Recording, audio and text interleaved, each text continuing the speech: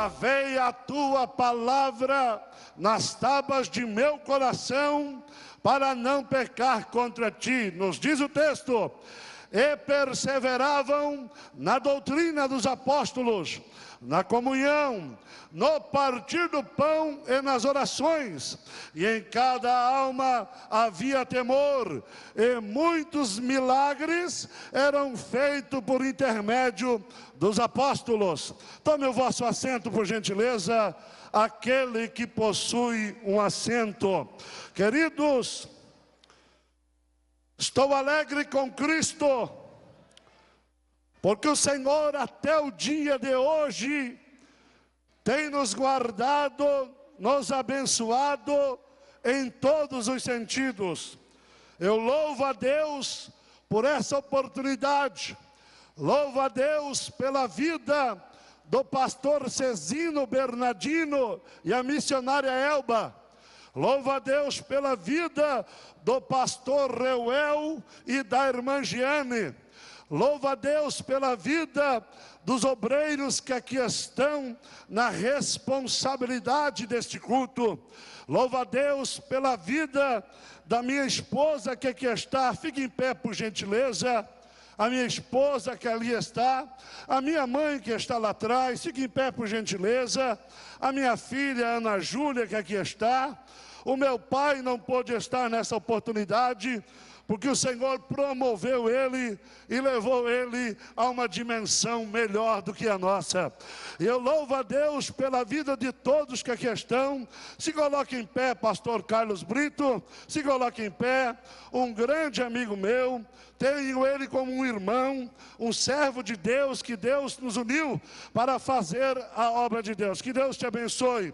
Pastor Alisson, que aqui está, enfim, todos os meus companheiros, amigos, o Everton, que aqui está, fique em pé, Everton, que nos recebeu na Inglaterra, em Londres, e ali nos hospedou, e foi uma bênção de Deus. Que Deus abençoe a todos, queridos. Eu vou ser breve, eu vou ser sucinto, que o nosso pastor Matias, que aqui está, ainda vai ministrar a palavra de Deus, mas veio a mim essa responsabilidade, e eu gostaria de compartilhar com os irmãos esse texto sagrado. Queridos, olhando à luz da Bíblia Sagrada, eu entrei em uma dimensão com Deus, pedindo a Deus uma revelação. Olhe bem, segundo a minha analogia, pregar a palavra de Deus está muito além de ler um texto, explicar o contexto, pegar três características, ou mesmo três ramificações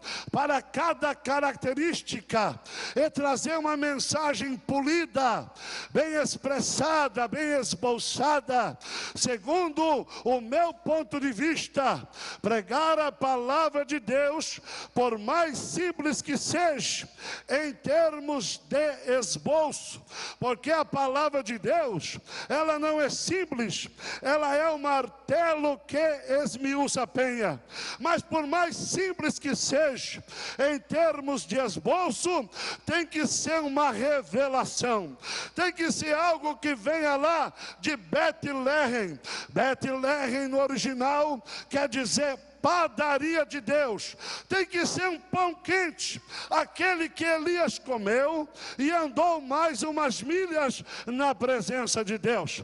E Deus me levou a esse texto, e eu gostaria, antes de fazer uso desse texto, de mencionar o nome de uma pessoa aqui, que é o meu pai na fé, o presbítero irmão Sandro Guerreiro, que está sentado à minha direita lá. Fique em pé, Sandro, fique em pé aí, Sandro.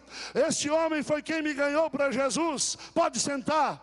Há 17 anos atrás, eu fui uma pessoa, queridos, que quando tinha 12 anos de idade, por não conhecer a verdade, a palavra de Deus, por estar vivendo na ignorância e na incredulidade, autoridade, eu fui conhecer o mundo, as suas concupiscências, fui conhecer as drogas, e as drogas me escravizaram, as drogas me jogaram na sarjeta. O meu pai, a minha família, todos disseram: você não é mais aquele filho que eu tinha dentro da minha casa. Então tudo se fechou, fui para o mundo, andei pelo mundo desgarrado e errante, como uma ovelha sem pastor. Olhe bem, mais uma certa feita, eu estava no estado do Mato Grosso, na cidade de Cuiabá, quando eu estava perto de morrer, armas em cima de mim para tirar a minha vida. Entra um carro em uma rua, aquelas pessoas saem daquele lugar, desce um homem e diz para mim: olha aqui, jovem, eu não te conheço, mas ele me mandou aqui para que você saiba que existe um Deus no céu. Eu não dei bola para aquilo, não liguei para aquilo e continuei no mundo. Mas quando Jesus tem o plano na vida de um homem, não adianta correr, ele vai estreitando, ele vai apertando, ele vai conduzindo. E eu fui conhecer o presbítero Moçano Guerreiro 10 anos depois, e conheci a palavra de Deus. Desde então eu me apaixonei pela palavra, me apaixonei pelas Escrituras. E um dia eu estava na igreja e eu falei: eu vou te aceitar, Jesus, mas eu só te aceito, eu tenho um propósito, eu quero me entregar para ti, quero que o Senhor faça de mim um pregador da tua palavra. Desde então venho sonhando e creio que um dia vamos chegar lá. Quantos creem assim, levanta a mão, deixa eu ver. Quantos creem assim, levanta a mão, deixa eu ver. Deus nos trouxe a este lugar.